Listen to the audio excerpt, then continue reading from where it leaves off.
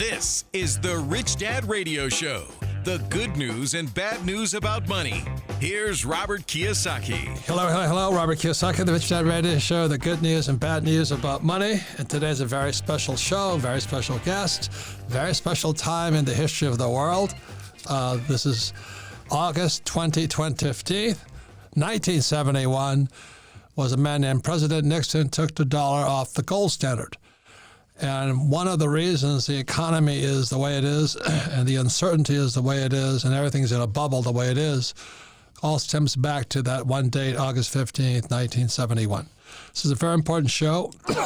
And most importantly, what do you think is going to happen? What's going on now? And what can you do in the future? So we have a very special guest today is George Gammon. And then Kim, any compliments you want to have for George? Yeah, well, I told George at one point, I said, just make sure in the future you still take my calls. Because I know it's going to get more and more well-known. I said, just make sure you keep taking my calls. So Kim is in South Carolina and George and I in beautiful Scottsdale, Arizona. And again, it's a very important show. So the reason I have George is because he's the guy I called early in the morning to find out, God, how much money did they pump this morning into to keep this balloon floating around? So George, welcome to the show. Thank you for having me. It's always great to be here. You're a young guy, but what do you recall or what do you remember of the significance of August 15th, 1971? Well, boy, there's a lot of things I remember. I remember growing up and my father used to collect silver utensils and put them in a safe. And that was kind of the first, back then you didn't think much of it. But now that you realize what happened during the 70s, you understand the significance of that. But really what that did from an economic standpoint is it completely gave the government and the Fed free will to print as much money as they want to print. There was nothing that would prevent them. There was nothing that would constrain them, which was why a gold standard was set up in the first place. It's to give the government some sort of constraint with spending or printing of money, if you will. And now what we've seen in 2020 is the government spent $5 trillion above and beyond what they received in tax revenue. So we call it deficit spending. $5 trillion, and to give you some context, between 1976 and 1996, the total outstanding debt of the United States was about $5 trillion. So about that 200-year time frame, it took us to build up $5 trillion in debt. And in 2020 alone, the government accumulated $5 trillion in debt. So it's really just to give an example, because we can't, trillion sounds like million, sounds like billion. Yeah. So let me give you, this is one of the better ways I can relate to it. If you spent $1 a minute, how long would it take to spend $1 trillion? Answer? 34,000 years.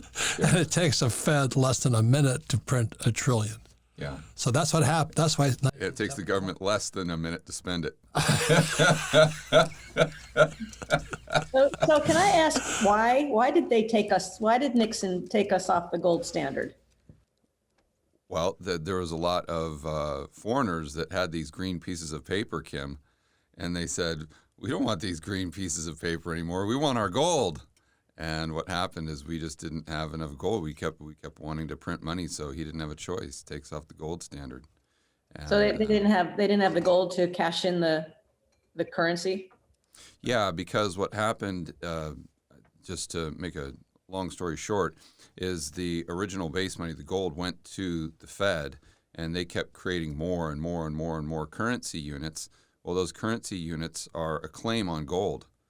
And that's okay unless those people that have those claims actually want the gold, and there's not enough gold there because you've printed too many claims against the gold. So that's basically what happened in 1971, and what gave the government the power to do what they do today in the Fed is just to really create money out of thin air and as much as they want. Once again, it takes a person spending $1 trillion at $1 a minute, 34,000 years. And they can print it and spend it in a second. That's what happened in 1971. If you can get your brain around that one. And so one quick question, which you can explain better than I could. it was Charles de Gaulle, I think it was, one of those guys who got very upset with the United States. He called it an exorbitant privilege to be the reserve currency. In other words, what happened in 1944, towards the end of World War II, the Bretton Woods Agreement was formed, and the U.S. promised, if you allow the dollar to be the currency of the world, we promise we'll back it by gold. That was 1944. And in 1971, Nixon said, we broke our promise. So right. What is an exorbitant privilege? Well, it's when you can create almost unlimited amounts of dollars of the fiat currency, and you don't experience significant price inflation because those dollars are being absorbed by the rest of the world that needs the dollars to buy things like oil, as an example. So if we didn't have the world reserve currency, we couldn't print as much money as we have. Right. And the way I understood it is that we could buy anything we wanted with fake money. So we go to France, we say, we like your wines, and we'd buy your wines. We go to Germany, so we like your Mercedes, so we buy their Mercedes. And go to Japan, we like your Sonys, and we buy your Sonys. Or just anything in Target. I mean, go to Target, go to Walmart. 99% of the stuff is made outside of the United States. So if it wasn't for foreigners making all this stuff and us giving them just green pieces of paper, which we couldn't do unless we had the world reserve currency, next time you go shopping, there wouldn't be anything on the shelves. That's coming. If you ever been to a socialist country, the shelves are bare because their currency is not worth anything. Yeah, and what's interesting too is I was listening to a podcast from our mutual friend Simon Black the other day. Well, he's a smart boy. Huh? Yeah, he is. He's talking to a gal that grew up in communist Russia, and she was saying that we as Americans think that was a very poor country, and the thing is. Maybe I just made this mistake. I associate poor with not having enough money. But she said, no, it's not that they didn't have money. They had money. There was just no stuff to buy. So you still had to wait in line 6 hours to get a loaf of bread, even though you had the money to buy the bread. So it reminds you of how important the stuff, the goods and services, is really the wealth. It's not really the green pieces of paper. Right. And one of the stories I remember was, I think, Brezhnev, one of those guys from Russia, came to America, and he went to like a Target, and he says, holy mackerel. Right. Holy mackerel. He couldn't believe it. All the stuff you could buy, all the variety, all the colors, everything just kind of blew him away. But that's an exorbitant privilege. Yeah, it is an exorbitant privilege, but unfortunately, it also gives the government the ability to spend. And when the government spends, it distorts the economy because it misallocates those precious resources, and we saw that in communist Russia, and we see that happening more and more today in the United States. But it also gives us the power to fight wars. Yeah, that's right. We can just print all this money and buy tanks, weapons, rockets, things that go boom in the night, bust in the night. Yeah. That is the problem of the dollar. So that's why I told the story of 1972. I was flying in Vietnam looking for dollars. I'm looking for gold. And I flew behind enemy lines. It was enemy lines because the NVA was rolling south. It used to be in our hands a few months earlier, but now it was in Viet Cong hands. And I walk up to this window, this little Vietnamese woman, and she gave me the best education of my life because I think gold was about 35. It was floating to about 40, 45 an ounce. This is in 72.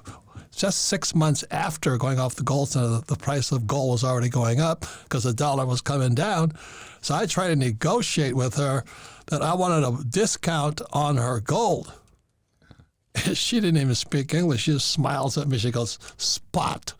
I said, what the hell? I've got a spot on my shirt or something.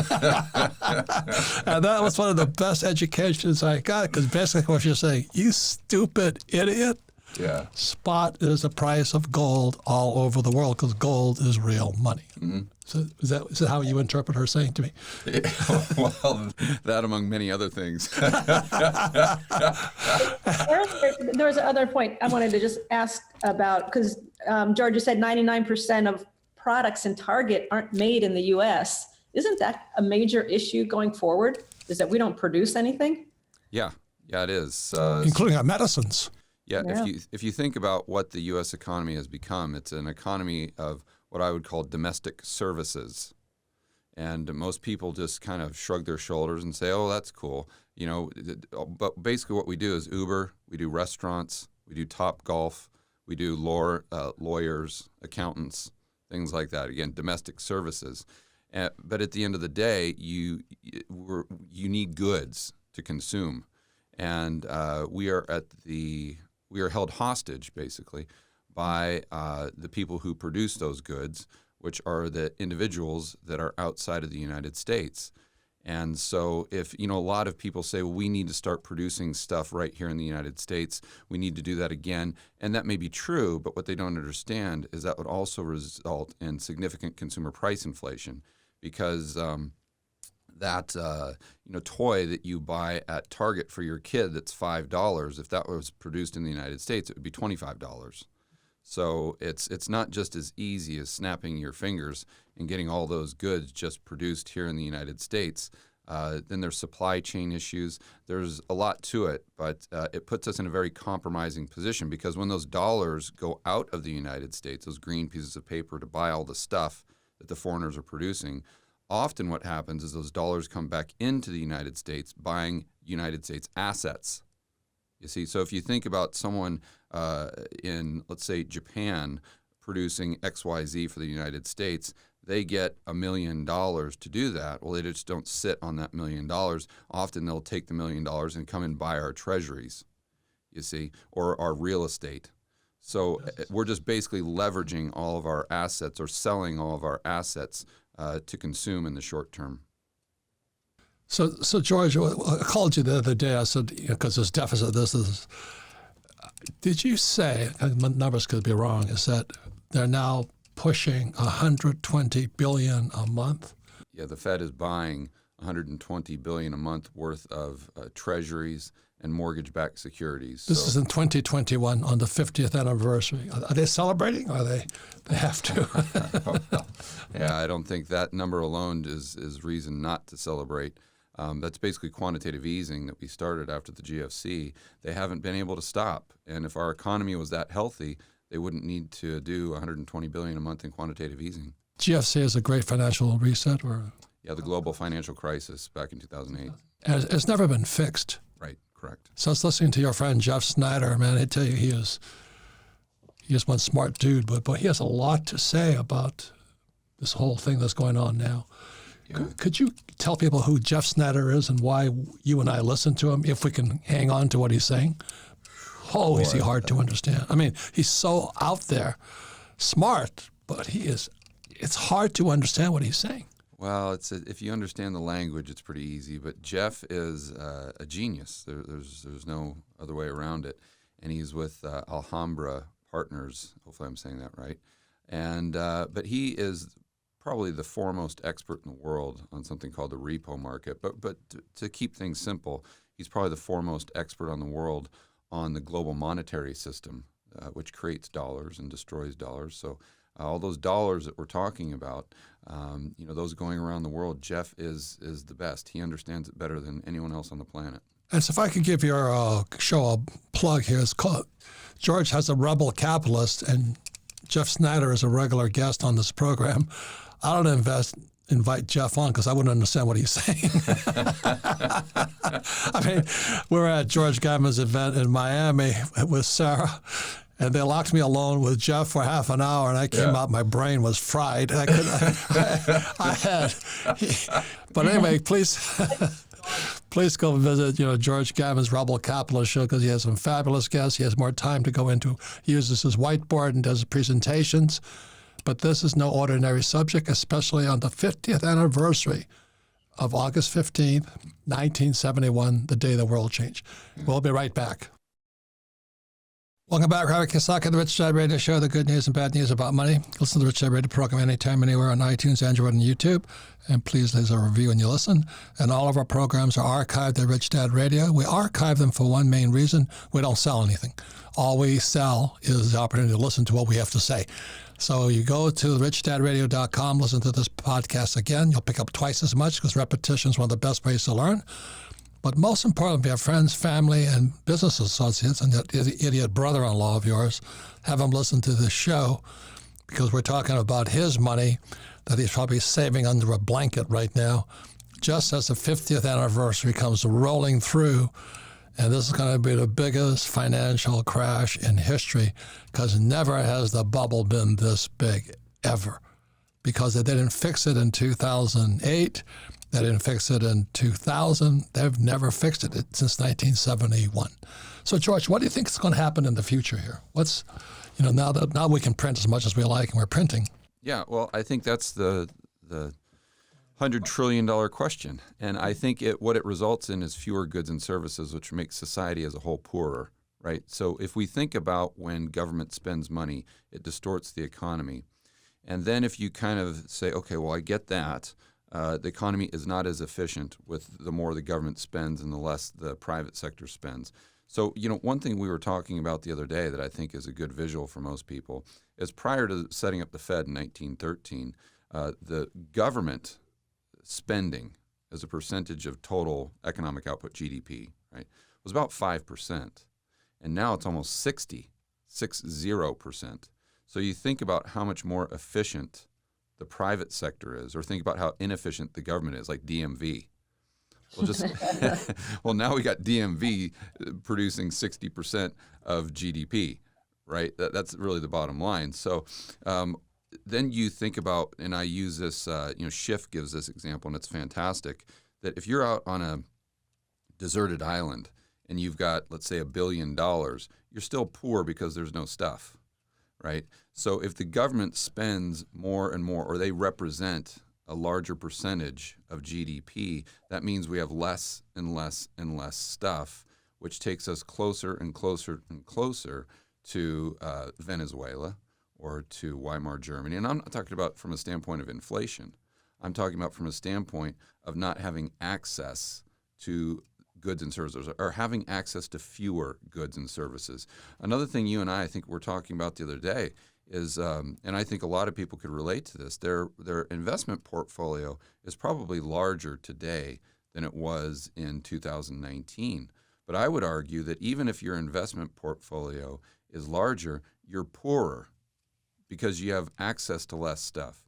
You and I are we enjoy going, well, I shouldn't say the name, but there's a restaurant here that you and I enjoy going to. And I try to get a reservation there a couple days in advance. You can't do it, right? I heard a story, Kyle Bass went to an investment conference, and he just tried to get breakfast at the hotel. The line was 2 hours long. Then he went to Denny's, couldn't get into Denny's, went to IHOP, couldn't get into IHOP because they don't have workers. They have reduced hours. They have reduced capacity. So we have access to fewer goods and services, although our bank account might have a higher number. But so therefore, by definition, even though we might have more paper wealth, we're actually poorer and our standard of living is going down. So that's what people really need to get their mind around when they see the government spending $5 trillion above and beyond what they receive in taxes, and that translating into economic distortions, which translates into us becoming poorer. So I'm going to ask you a loaded question. Go ahead. The loaded question, why are they paying people not to work? Yeah. And what's going to happen when they stop being, whatever they do in September? I mean, is this the most, this is the 50th anniversary. I knew it was going to get bad, but not this stupid. It is stupid right now. We're paying people not to work. Yeah, they're buying votes. It's that simple. They're just buying votes. It's that easy. They're buying votes. And so the problem there is once you get people adjusted to getting, quote unquote, free money, because it's not free, it comes with a very heavy penalty. But once people get acclimated to that, it's very hard to say, okay, no more stimmy checks, no more additional, rent eviction moratorium, no more, mortgage forbearance, no more child tax credit, all that stuff. You can't take that away. So that means if a restaurant is open now and they now have to pay something from $7 to $15 an hour, it's kind of hard to say in September you're back to $7. That's right. Yeah, they can't get people to work, and it's again, it goes back to what we're saying. How do you measure wealth? Goods and services. If we can't get people to work, we can't get them to produce. If we can't get them to produce, then the only thing we have left is printing money, and we know how that ends. So your point of view is just to get the votes. Yeah, absolutely. Any question, Kim? Yeah, I mean, it's happening all over the place right now. You talk about supplies. The supply chains are all clogged up. Things are back ordered. For us, example, it usually took us, I think it was like we had to put in an order for books like 8 or 9 weeks out. Now we're talking, we're in August and we can't get books until May. Yeah, that's a great example. It's so backed up. So we're already experiencing so much limited supply all over. Yeah, and for the viewers or the listeners, I'm sure they can relate to this. Just go down to your local strip mall and go to each store and see how many help wanted signs. Well, is there any hope of reversing this? Is it an inevitable coming down the pike? What's your thought, George? Well, yes, you can absolutely reverse it, but it doesn't come without pain. It's just like being addicted to a drug like heroin. The economy is addicted to monetary heroin. So you say, can the heroin addict improve? Absolutely they can. They can get healthy, but they've got to get off the drug. And if you get off the drug, you're going to go through extreme withdrawals. There's no way to get off the drug in an easy way. There's no way to get off the drug and go back to healthy without experiencing significant pain. So what specifically could a person do to get off the drug? I mean, stop spending, stop working, or? Yeah, we just reduce the size of government, for heaven's sakes. Yeah, we just reduce the size of government. We cut back the government spending, so we're not doing all this deficit spending.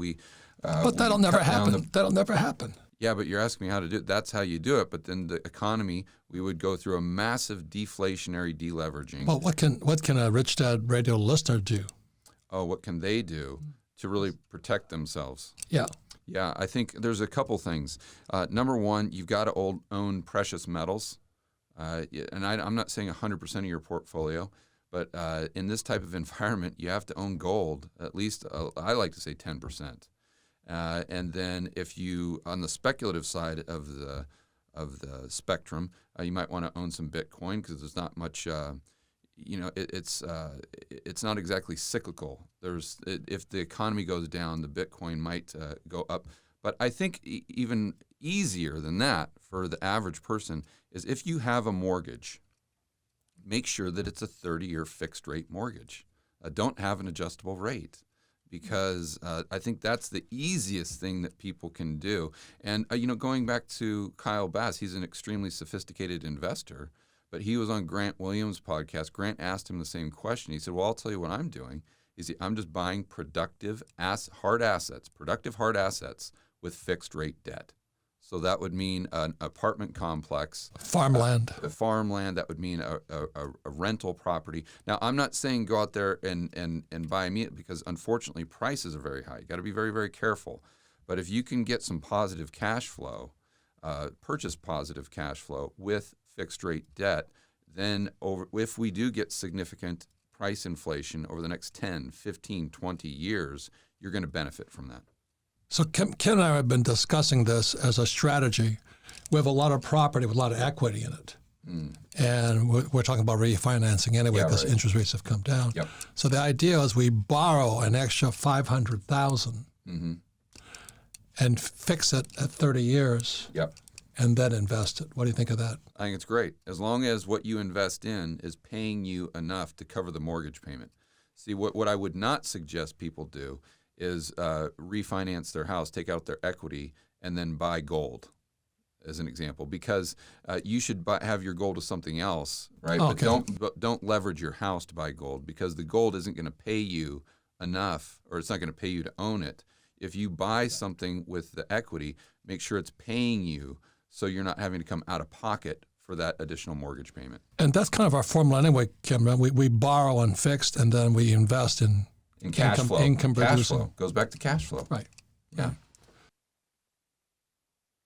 No, no, it makes perfect sense. It makes perfect sense because we were talking to Peter Schiff about this, and of course he likes emerging markets where these companies are paying dividends in the 8, 9, 10% range, and that makes a lot of sense. Yeah, so do I. I mean, I talked to some incredibly smart people like Lynn Alden, as an example, someone that I'd put right up there with Jeff Snyder. And she has a very similar strategy where, she has some dollar-denominated investments, but a lot of foreign companies that pay fantastic dividends that are cheap and just good, solid companies that are throwing off cash. So any other, on the 50th anniversary, the biggest insane thing, I'm almost laughing about this because our neighbor, Kim's our neighbor, Scott Shermer and I, and we always talk about at the height of a bubble, people are happiest. Yeah, that's right. They're happy. What's euphoria? Euphoria, yeah, because it feels good. And that's what they've done. The net result of all this money printing and money inputting, people are ecstatic. You can't get restaurant reservations and all that. So our neighbor Scott Shermer and I went to this restaurant not too far from our office, and women were in evening gowns. And he looked at me, and I looked at him and said, "It's time to sell." They weren't That was our they were indicator. not going to a prom, Yeah. right? And What's that? they were not going to a prom, right? No, that was what Daniela Gambone asked me on Stansbury, because I called the evening gown indicator. Yeah. And she just cracked up. She says, "Well, you mean their high school prom?" I said, "No, I think they're about 3 decades out of their high school. They're just high as kites, drinking all that champagne, celebrating." I mean, some of those gowns were like you could trade them in. You could buy a house with them.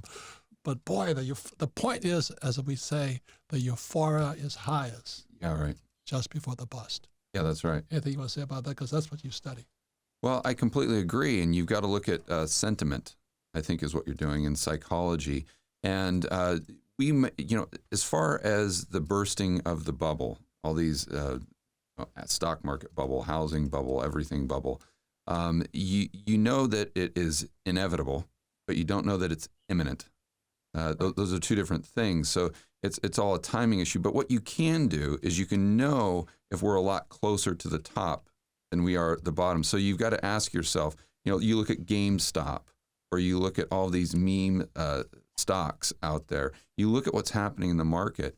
These things don't happen when we're at the absolute bottom. If people can think back to 2009 when we were at the bottom, or 2012 when we were in the bottom of the housing market, you didn't see euphoria. You saw the opposite. You saw panic. So we don't see any panic today, and we see the hysteria, we see the euphoria. You see, evening gowns. Evening gowns, that's right. And therefore, it tells us that the crash might not be tomorrow, but we're a lot closer to it than we were in 2009. I can tell you that. And there's another very, very important point. I was listening to it. It's at Sokoloff, one of the top hedge fund guys. He says the reason people lose when they lose is they start chasing. In other words, they're at the top. It comes down to the bottom, and they don't want to admit they lost. So right after the bottom, they start chasing it. And they double down. They say, I can't go home and tell the wife and kids I lost everything. Or they buy the dip.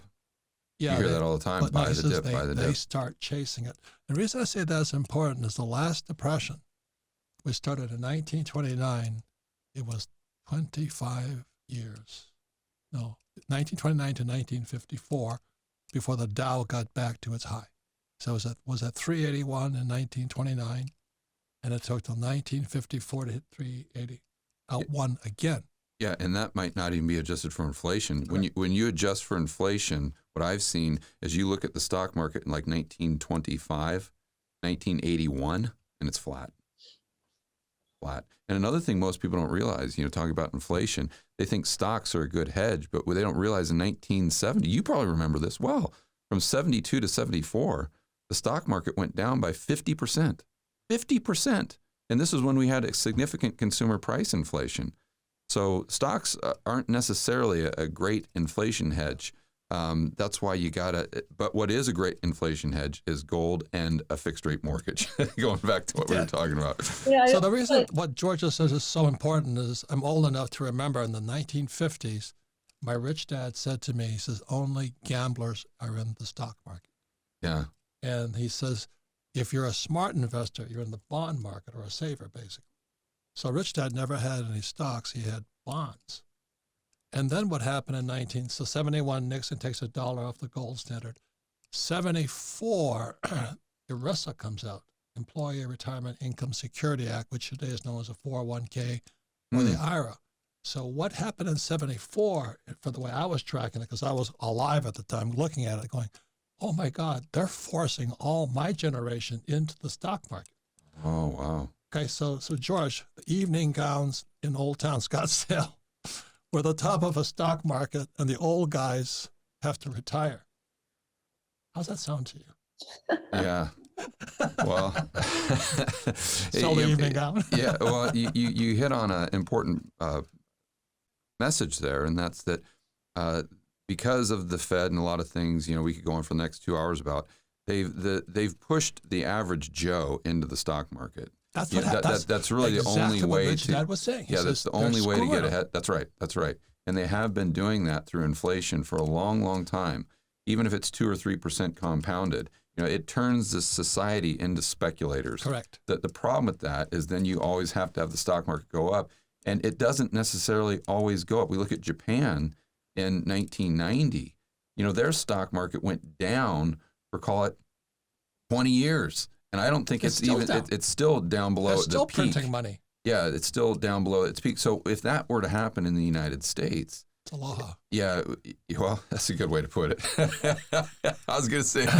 But the other thing, the good thing about being an old guy was 71 was Nixon, 74 was ERISA, the 401k, 74 was when Ford said you can buy gold. And so I was watching all this, tracking along, and you can ask Kim, we don't own stocks, do we? No. And the reason is exactly as you defined it, the economy is what you can produce, goods and services. Mm-hmm. So Kim and I produce we produce our board game, we produce our books and all this. Yeah. So that's our economy. We actually produce goods. And you recently, Kim, you just brought the board game back to the States, didn't you? Yes, we're producing it in the U.S. now. So, we're tracking exactly the mindset you're tracking on. So if everybody could listen right now, is not be a speculator, but be a producer. Produce something somebody needs and wants to give you money for. Yeah. Yeah. It just goes back to the basics. Yeah. Just produce more than you consume. So we'll come back. We're going to take a break, and then we'll wrap it up. Welcome back, Robert Kiyosaki, the Rich Dad Radio Show. Good news and bad news about money. We're very fortunate to have a good friend, George Gammon, here. He also lives here in Arizona for temporarily, because other times he's joining Peter Schiff and the other characters in Puerto Rico. And if you understood tax law and you understood real estate, you wouldn't be in Puerto Rico. But anyway, it's kind of funny. I give him more grief for being in Puerto Rico. Same as Maloney and those guys and Mark Moss. They're all good guys, but they don't understand real estate. So we're going to wrap it up right now. Kim, any comments, any final words? I do. I think back when George, when you were talking about the economic demise, when it does come crashing down, I think of Chris Martenson. He wrote the book Crash Course, and he talked about, and this is my question, he talked about when it happens, it's like there's a stadium, an arena, and you're just dropping water little by little by little by little, and then you don't see it all coming up. Right. But it's in that last minute where the whole thing implodes. It's those last few drops that crash that overflow the entire stadium. My concern is that's what's happening. People aren't seeing it, but all of a sudden even though it's been building, when it happens, is there one trigger that's going to set it off, or is it just going to be this slow, and all of a sudden people are going to go, oh my God, what happened? Well, it's a complex question because not only can we have yes. When people say there's a crash or think about a crash, we always think about prices going down. We're talking about asset prices, but they can also crash up, right? So we think about the Venezuelan stock market that crashed, but in nominal terms, it went straight up. It went straight to the moon. It's just the. What does nominal mean? What does nominal mean? When you don't adjust for inflation, so just the Venezuelan stock market was the best performing stock market. It was up by like 10,000% every single year, maybe every single month. But the problem was those stocks are denominated in worthless bolivars. You can't buy anything with it. So the stock market, or the housing market for that matter, it can crash up, but it's all about purchasing power, right? That's what you got to ask yourself. And that's what's happening right now, because I was talking to this realtor. She says, Kim, low-price houses now in Scottsdale are $400,000. Wow. Holy mackerel. Oh, absolutely, yeah. Holy mackerel. Yeah. Holy mackerel. I can't believe it. So that's a crash up.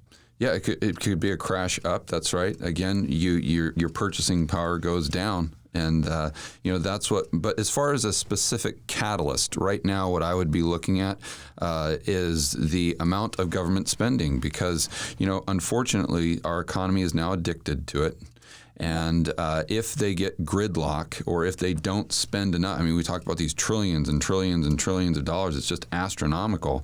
But if they don't continue to spend more and more and more, the probability is very high that we do see that crash. So if you started to see gridlock in Washington, where they couldn't get out the next round of stimulus, as an example, you should take note of that and understand that the probabilities are getting higher that we do see a crash in the market, because it's that drug, that monetary drug. Once they stop the drug, then the addict is going to have problems. Well, the two things I saw, Robin Hood failed, the IPO. Not failed, but didn't do as well. But also the Republicans joined the Democrats on the infrastructure bill. So what does that mean to you? It means that... more money. Yeah, it just means that both parties have gone so far to the left that they're unrecognizable right now, and I think they're headed further to the left, and so that would say, okay, well, it's less likely that we get that gridlock that would stop them from spending money. The question is, will they spend enough? Well, that's what Jeff Snyder was saying. It doesn't make any difference. Yeah, because he doesn't. It's all show. Yeah, because he doesn't think they can spend enough to compensate for the lack of dollars that are being created by the banks right now. So I called you, I'm not kidding, I called you about 6 o'clock in the morning before you're hiking Camelback, and I said, what does 120 billion mean? They're printing every month. What does that mean? Well, it just means that the Federal Reserve is creating these bank reserves out of thin air, just funny money. They're pumping it in? Well, they're giving it to the banks in return for treasuries and mortgage-backed securities. So it's just, they're saying, okay, bank, you've got those treasuries. We'll give you these bank reserves that we just create out of thin air, and we'll see what happens. And I think, Jeff would argue that it's more about psychology. And I think that's... I listened to Jeff on that. I got more confused. My brain went... Yeah, but went soft. But basically what he's saying is the same thing that you were saying back in 1974. And that it's all about psychology, trying to push people into the stock market to make the stock market go higher. That's kind of one of the premises of what he talks about. So I'd like to close. Go ahead, Kim. Why would the banks agree to do that? The banks... to sell their securities and their mortgage-backed securities and... Oh, well, they don't have a choice. Yeah, so if they're buying from what we call a primary dealer, it's basically they don't have a choice. George, would you show us I love your metaphor about the hot air balloon and the gondola. I mean, that changed my whole view. Yeah. I think that going back to the financialization of the economy and how they're pushing everyone into the stock market. What's interesting, and sometimes we forget this, but the stock market should be a reflection of the real economy. And I use that analogy of a hot air balloon. We've always seen them on a Sunday morning or something, early in the morning, they're floating across a blue sky. And the way it should work is the real economy should be the hot air balloon, and the stock market should be that little basket. Right. So wherever the real economy goes, if it's doing better, if it, that's where the stock market should go. But unfortunately now, because of all what we've been talking about, the government spending, the Fed, 50 years of us being off of the gold standard and financializing the economy, now all of a sudden the financial economy and the stock market is the hot air balloon. And the real economy is that basket. So wherever the stock market goes, the real economy goes. And that's the big problem we have right now. The last depression was 25 years. The most important thing is, this is why I always go nuts, is what should the government do? The government's going to do what they're going to do. They're not changing. The question is, what are you going to do? So that's why I'll thank you all for listening to the Rich Dad Radio Show. Thank you, George, for coming by. Yeah, thanks for having me. And we'll all see you very much. Thank you very much. Bye, Kim.